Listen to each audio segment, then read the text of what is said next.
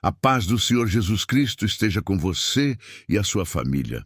E não se esqueça que Jesus te ama. Amém. Você já ouviu falar de uma história tão impressionante que parece até roteiro de filme?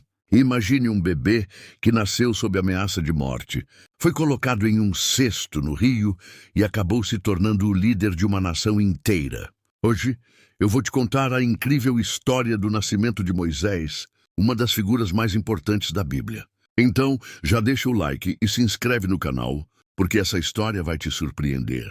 Para entender essa história, precisamos voltar milhares de anos no tempo para o Egito Antigo. Os israelitas, descendentes de Jacó, viviam no Egito há muito tempo, mas de escravos. O faraó, temendo que esse povo crescesse demais e se tornasse uma ameaça, tomou uma decisão cruel. Ordenou que todos os meninos hebreus, recém-nascidos, fossem mortos. Imagine o desespero das mães ao verem seus filhos condenados desde o nascimento. Foi nesse cenário que nasceu Moisés. Sua mãe, Joquebede, não aceitou que seu filho tivesse esse destino trágico. Então teve uma ideia arriscada. Colocou o bebê em um cesto de junco, coberto com betume para não afundar, e o deixou no rio Nilo, confiando que Deus cuidaria dele. Agora pare e pense, o que você faria se estivesse no lugar dela? E aí acontece algo surpreendente. A filha do faraó estava no rio e encontrou o cesto. Ao abrir, viu o bebê chorando e, tocada pela situação, decidiu adotá-lo como seu próprio filho. O mais impressionante, a irmã de Moisés, Miriam, que estava acompanhando tudo de longe, correu e sugeriu uma ama de leite para cuidar do bebê. E essa ama foi ninguém menos que Joquebede, a própria mãe de Moisés. Ou seja, Deus permitiu que Moisés fosse criado nos palácios do Egito, mas ainda assim tivesse contato com sua verdadeira família e sua herança hebraica. Moisés cresceu como um príncipe no Egito, recebendo a melhor educação e vivendo entre os nobres. Mas um dia, ele descobriria sua verdadeira origem e tomaria uma decisão que mudaria a história para sempre. Moisés foi adotado pela filha do faraó e criado como um verdadeiro príncipe egípcio. Isso significa que ele teve acesso a tudo que havia de melhor. Os palácios mais luxuosos, roupas finas, comidas exóticas e uma educação digna da realeza. Ele aprendeu ciência, estratégia militar, escrita, astronomia e até os segredos da arquitetura egípcia. Mas havia um detalhe que o tornava diferente de todos os outros nobres.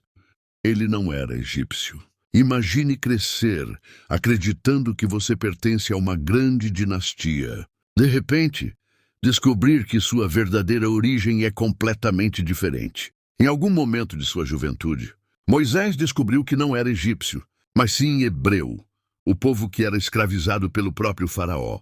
Isso mexeu profundamente com ele. Como poderia continuar vivendo no luxo? Moisés vivia um grande dilema: seguir o caminho de um príncipe egípcio ou assumir suas verdadeiras raízes. Ele tinha tudo que qualquer um poderia desejar, mas algo dentro dele não o deixava em paz. Ele começou a observar a opressão sobre o povo hebreu de forma diferente. O que antes parecia apenas parte da rotina do Egito, agora era insuportável de assistir. Foi então que um acontecimento mudaria sua vida para sempre.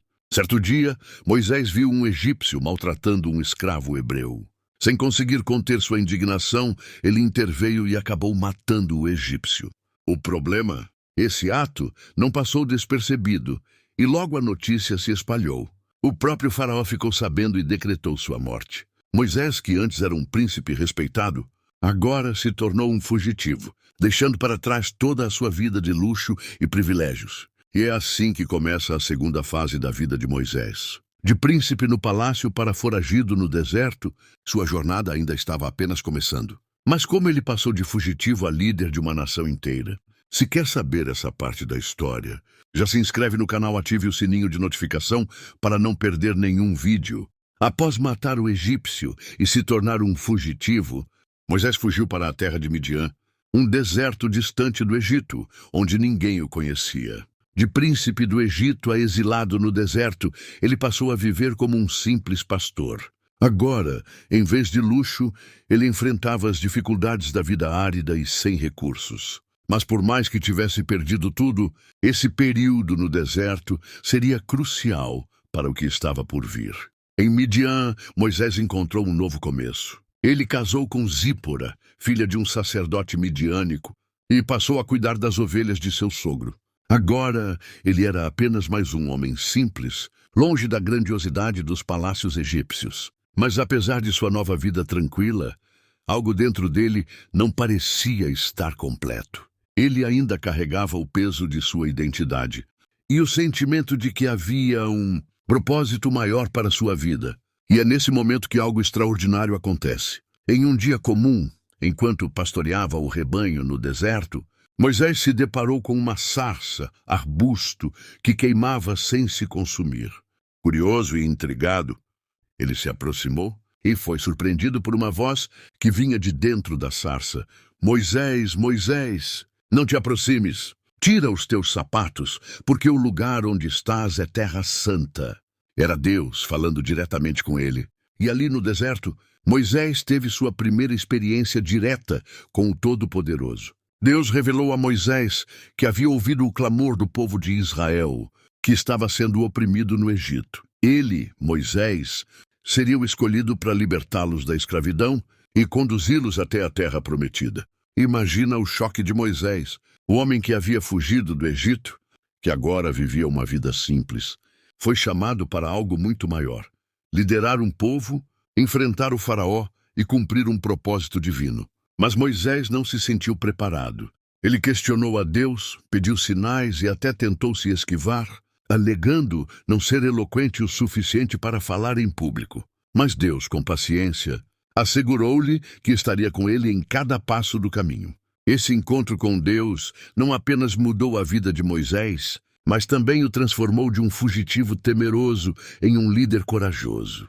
Moisés teve que enfrentar seus medos, suas dúvidas e suas inseguranças. Ele passou de um homem que estava fugindo de seu destino para alguém que aceitou sua missão, confiando plenamente em Deus.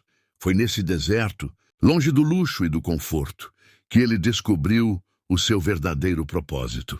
E agora, com sua missão definida, Moisés estava prestes a retornar ao Egito e confrontar o próprio faraó. Como ele enfrentaria aquele que um dia foi o responsável por sua fuga?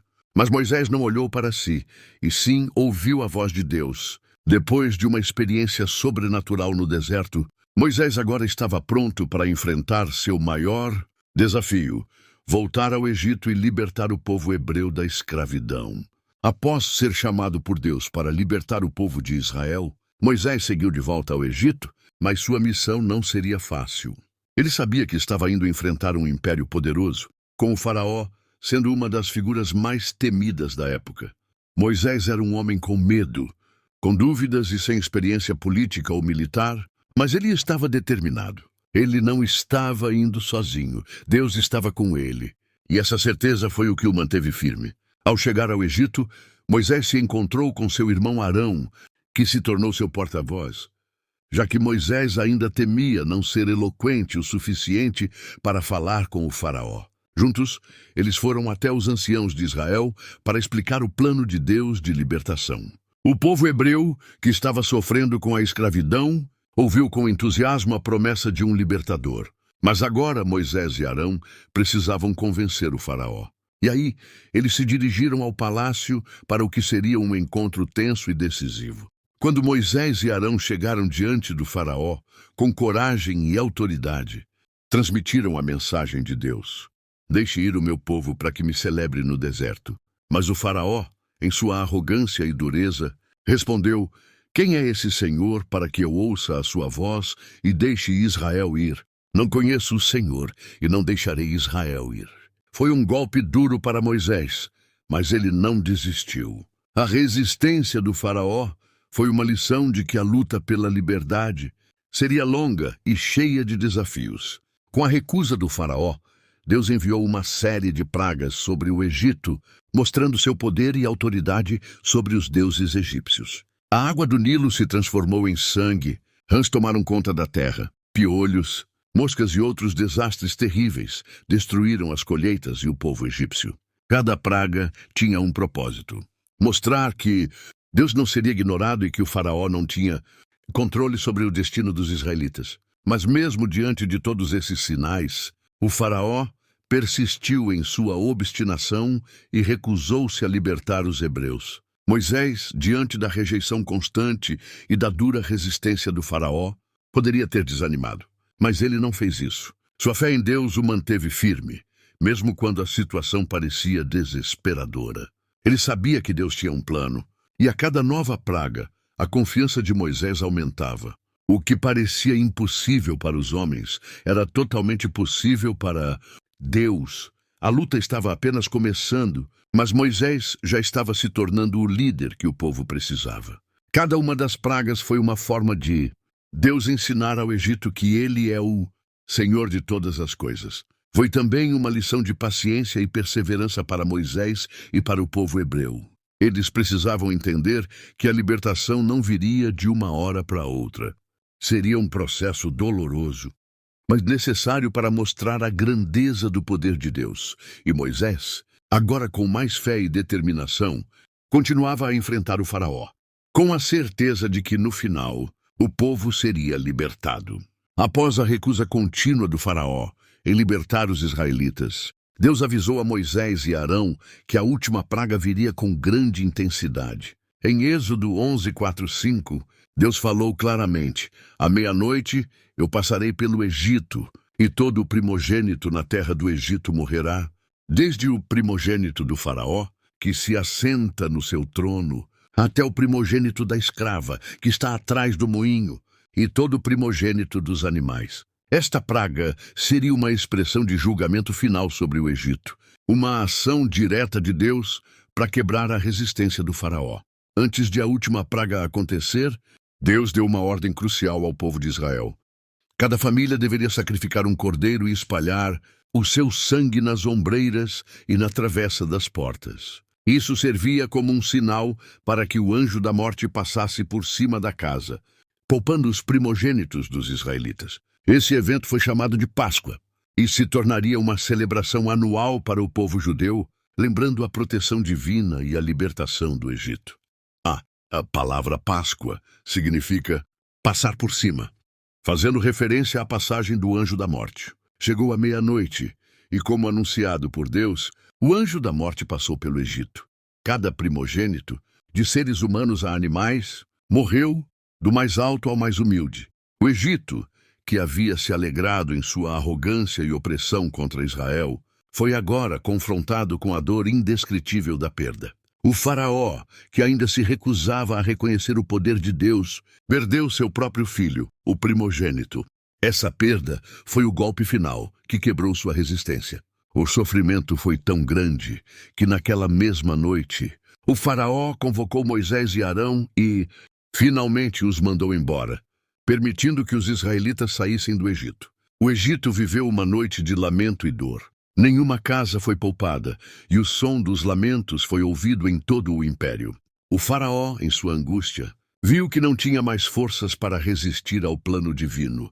O povo egípcio, que havia sido implacável com os israelitas, agora estava arrasado pela perda. Essa última praga deixou claro que Deus estava no controle de toda a criação e que ele não deixaria o Egito continuar a oprimir seu povo.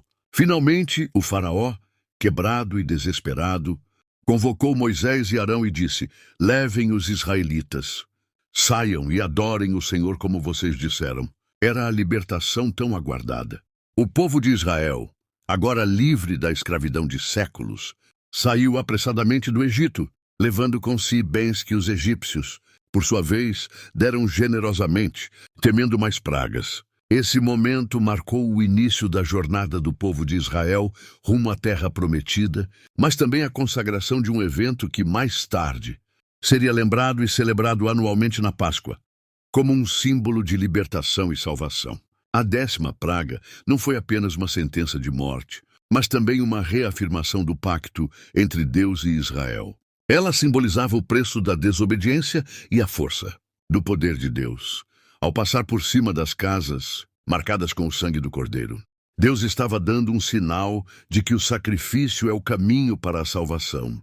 Este evento é a base da Páscoa judaica e cristã, um lembrete de que, por meio de sangue, a libertação e a proteção divina podem ser alcançadas. A última praga é, sem dúvida, um dos momentos mais profundos e dramáticos da Bíblia, onde a justiça e a misericórdia de Deus se encontram de forma impressionante. Mas também é um lembrete de que não há obstáculo maior do que a vontade de Deus e a sua promessa de libertação. Não mudou nos dias de hoje. Deus ele quer libertar a sua vida da escravidão do pecado, das mãos do inimigo e fazer você ser livre, livre de toda amarra, livre de tudo que te afasta de Deus. Aquele povo demorou anos para serem libertas, porque não havia um com o coração limpo e verdadeiramente, voltado à sinceridade, que conseguisse libertar aquele povo. Mas em meio a tudo isso, Deus chamou um, e esse um é você, para mudar também a sua vida. Deixa Deus entrar no seu coração.